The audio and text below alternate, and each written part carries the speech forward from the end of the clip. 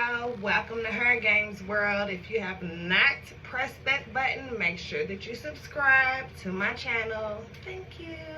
Anyways, can we jump straight into it?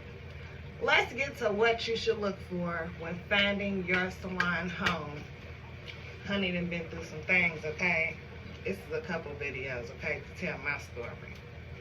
Anyways, first of all, this is for booth renters.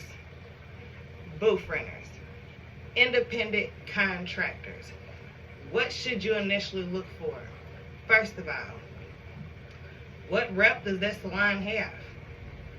Is it a lot of negative vibes? Is it a lot of negative people in there? Are their reviews bad? Do they have bad customer service?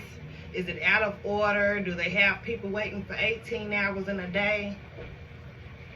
You want to see how that salon flows, because how that salon flows, your clientele is going to either respond well to it or they're not going to want to come to that shop, which means they're going to find them another stylist.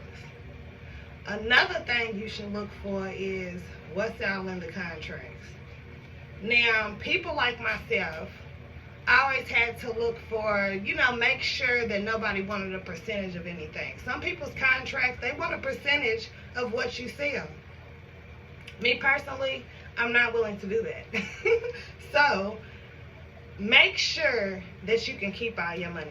I tell her, I don't want nobody getting 25, 30, 50, 70, hell, even 2% of my product.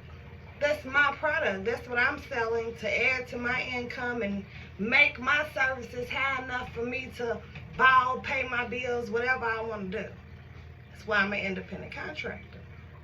I don't want them type of rules. You shouldn't want them type of rules neither. Now, are you trying to build your clientele? If you're trying to build your clientele, a high traffic salon would be great. A salon that's in a storefront. Those salons that's in those buildings with all those suites, if it's not in the storefront, if it's not a high traffic area, you're going to have to pull in your own clientele. It's really good to be in a high traffic area in a salon where things are already flowing. That way you know people are going to be coming your way. Another thing to look for.